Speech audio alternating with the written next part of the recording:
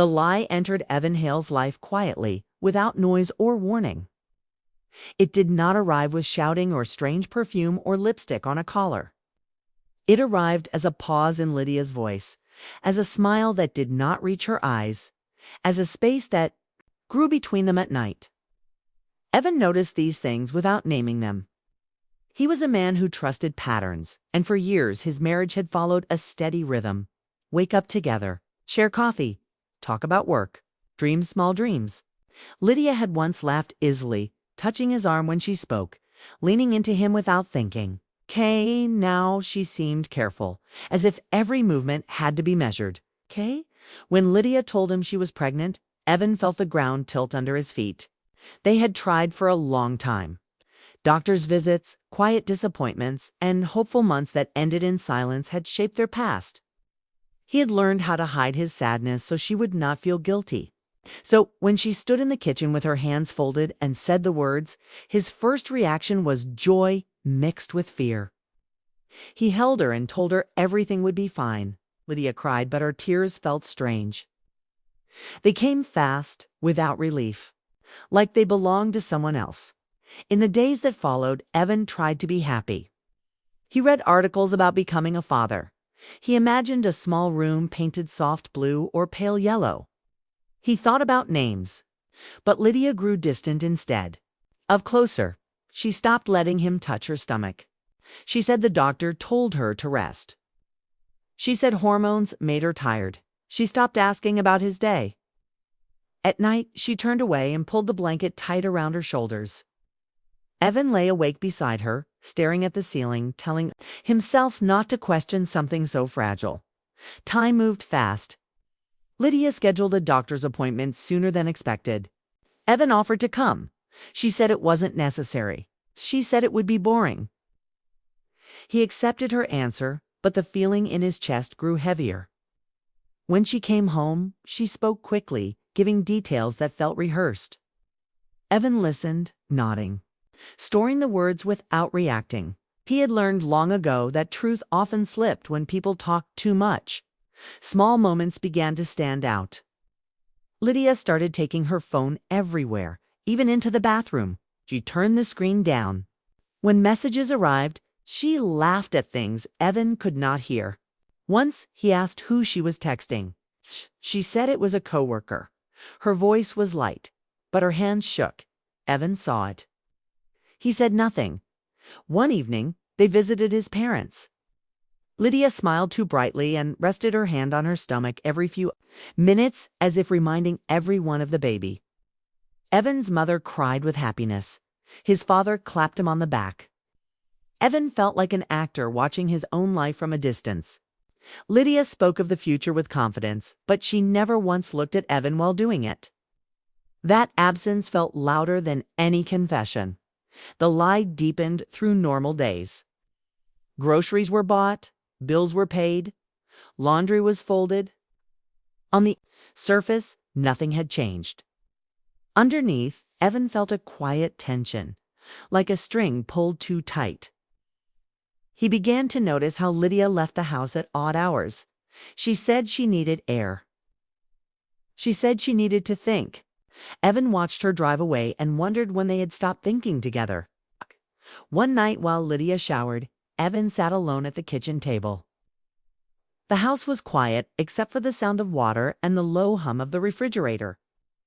Lydia's phone lay face down beside a cup of tea she had forgotten to drink. Evan did not plan to touch it. He believed privacy mattered. He believed trust was a choice. Then the phone vibrated. Once, twice, the screen lit up. A name appeared. Marcus. Evan felt his pulse slow instead of race. He stared at the phone as if it were an object he did not recognize. The message preview showed only a few words. "We need to talk before it's too late." Evan did not move. He did not pick it up. He did not open the message. He did not need more. Something settled inside him, heavy and final. When Lydia came out of the shower, her hair wet and wrapped in a towel, she saw Evan sitting there. For a second, her face went blank. Then she smiled and asked what he was thinking about. Evan looked at her and realized how much effort her smile required. He said he was tired. He said he was going to bed. Lydia watched him closely as he walked away. That night, Evan did not sleep.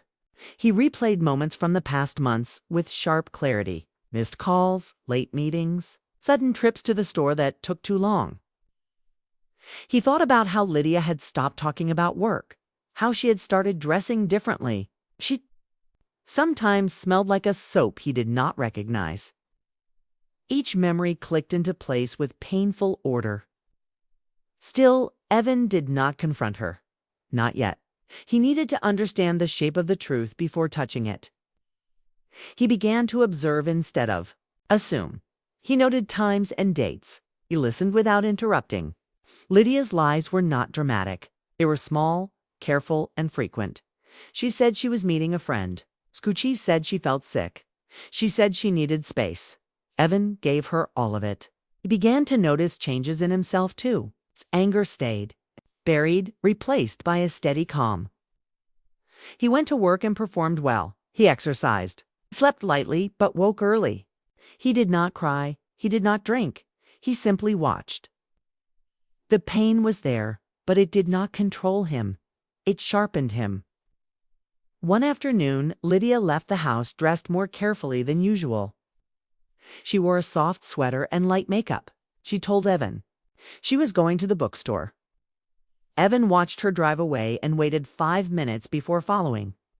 His hands were steady on the wheel. He kept a safe distance. His heart felt cold. She did not go to the bookstore. She parked near a small cafe across town. Evan parked across the street.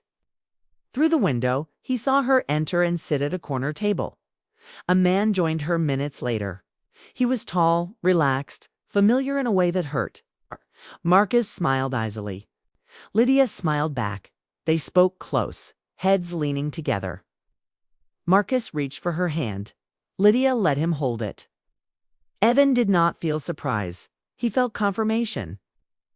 He stayed long enough to understand the truth and left before they noticed him. He drove home slowly, breathing evenly. His chest ached, but his mind felt clear. He now knew the lie was real and it was deep. He knew Lydia was not confused or trapped. She was choosing this. That night, Lydia returned home late. She said the bookstore was crowded. Evan asked what book she bought. She paused too long. She named a title he knew she would never read. Evan nodded and said nothing. Lydia kissed his cheek and went to bed. Evan sat alone in the living room, staring at the dark window. He thought about the child Lydia carried. He thought about how she had spoken of it as theirs. He felt grief, sharp and deep, but he did not let it break him. He made a decision then, not with anger, but with resolve. He would not beg. He would not shout. He would not act without certainty. Evan did not rush the truth. Once he knew Lydia was lying, time seemed to move faster, not slower. Every day mattered. Every detail mattered. He stopped reacting and started planning. He understood something important. Confronting her too early would only bring tears and excuses. He needed facts that could not be bent. So he lived beside her like a stranger who knew her secrets, watching carefully while she believed she was still in control. Lydia's behavior changed again. She became softer, more careful with her words, as if she sensed distance but did not know why. She cooked meals she had not made in years. She touched Evan's arm when she spoke. She talked about the baby more often, using words like our future and our family. Each time she said those words, Evan felt a quiet sting. He answered, politely, keeping his face calm. Inside, something solid was forming. It was not hate, it was resolve. He began keeping records, dates Lydia claimed to be out with friends, doctor visits she attended alone, messages that arrived late at night. He never touched her phone again, but he did not need to. Lydia grew careless. She assumed Evan was blind because he was quiet. She did not realize silence could see everything. Evan saved receipts she left in her purse. He wrote down times and places. He remembered conversations word for word. Work. Evan asked for lighter hours without explaining why. He needed time. In the afternoons, he made calls, not angry calls. Careful ones. He spoke to a lawyer recommended by a friend. He asked simple questions. What happens if a child is not his? What happens if there is proof of betrayal? The lawyer listened and told him what steps mattered and which emotions did not. Evan wrote everything down. One evening, Lydia mentioned Marcus without meaning to. She spoke his name as if Evan already knew him, then quickly changed the subject. Evan looked at her and said nothing. The color drained from her face. For a moment, Evan thought she might confess. Instead, she laughed and said she meant a coworker. Evan nodded. He could see fear now hidden behind her smile. The pressure showed in her body. Lydia slept poorly. She snapped over small things. She cried in the shower. Evan heard it once and felt a sharp ache. He remembered loving her deeply. He remembered the woman she used to be. That memory hurt more than the betrayal itself. Still, he did not step back. Love did not mean accepting lies. The truth came closer when Evan suggested a joint doctor's appointment. Lydia refused too quickly. She said stress was bad for the baby. Evan said he understood, but his eyes stayed on her. Her hands trembled. That night, he searched quietly online and learned what timelines mattered. He compared them to Lydia's stories. The math did not work, not even close. He arranged a private test without her knowledge, took effort and patience, spoke to a clinic. He paid quietly. He waited. During that time, Lydia grew more nervous. She asked Evan if he trusted her. He said yes. The word tasted bitter, but it kept her calm. Evan learned that lies needed comfort to survive. The results came on a rainy afternoon. Evan sat alone in his car and read the report twice. Then a third time, the words were clear. The child Lydia carried was not his. The moment felt unreal, like standing outside his own body. His hands shook, then stilled, closed his eyes, and breathed until the pain settled into something manageable. That night, Lydia tried to be close to him. Evan gently pulled away and said he was tired. Lydia watched him carefully, studying his face. He gave her nothing. The silence between them grew heavy. Evan knew the truth now, fully and completely. There was no space left for doubt.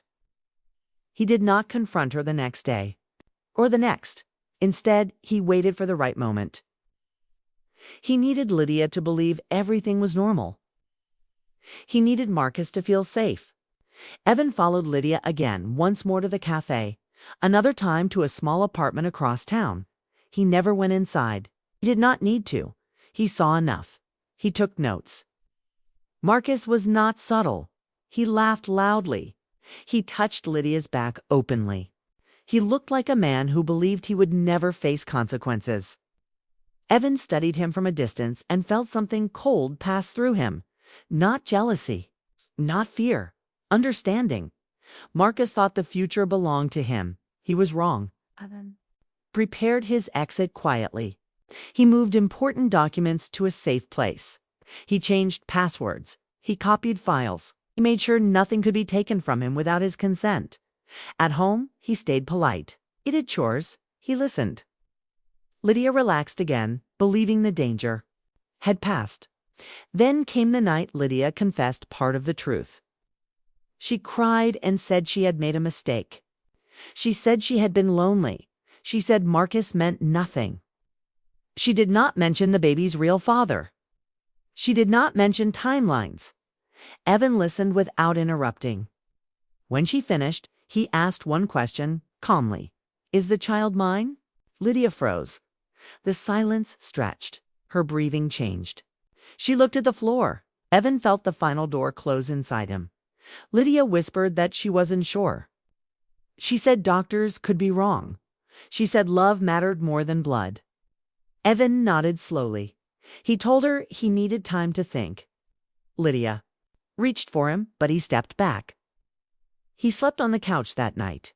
Lydia cried until morning. The next day, Evan met his lawyer again. Everything was ready. He no longer felt lost. The pain was still there, but it no longer controlled him. It moved with him like a shadow he had learned to carry. Lydia tried to fix things. She cooked. She cleaned. She spoke gently. She avoided her phone. Evan watched her effort and felt nothing. The woman he trusted no longer existed in the same way. Trust, once broken, did not heal through kindness alone. Evan knew the confrontation would come soon. He knew it would be public, not private. Lies survived in quiet rooms. Truth needed light. He chose the moment carefully, with intention and calm. He did not want revenge driven by rage. He wanted justice built on clarity. As the days passed, Lydia sensed the shift. She asked Evan if he still loved her. He did not answer. His silence frightened her more than any words. Marcus began calling. More often, Lydia ignored some calls, answered others. She was trapped between two lives, and both were closing in. The truth arrived on a quiet Sunday, wrapped in calm voices and clean words. Evan chose the day carefully. Lydia's parents were visiting. His parents were there too. A few close friends sat in the living room laughing, drinking tea, talking about the baby and the future. Lydia sat on the couch with a hand on her stomach, smiling gently, playing the role she had practiced so well. Evan watched her for a moment, then stood up. He did not shout. He did not cry. He asked everyone to listen. The room slowly fell silent. Evan spoke clearly, without emotion, as if reading from a simple report. He talked about timelines first, about dates that did not match. He talked about doctor visits Lydia attended alone. He talked about messages sent late at night. Lydia's smile faded with each sentence. Her mother frowned. Marcus was not there. He had been invited. He had not come. Then Evan placed papers on the table, test results, legal documents, proof that could not be argued away. The air in the room grew heavy. Lydia stood up, shaking, saying Evan was confused, saying stress had made him imagine things. Evan looked at her calmly and said one final sentence. He said the child was not his. He said the test confirmed it, said he had proof. Lydia broke. She cried loudly, reaching for Evan, begging him to stop. She said she loved him. She said Marcus was a mistake. She said the baby deserved a family. Evan stepped back. His parents stared at Lydia in shock. Her father lowered his head. Her mother covered her mouth. No one defended her. Evan did not add more.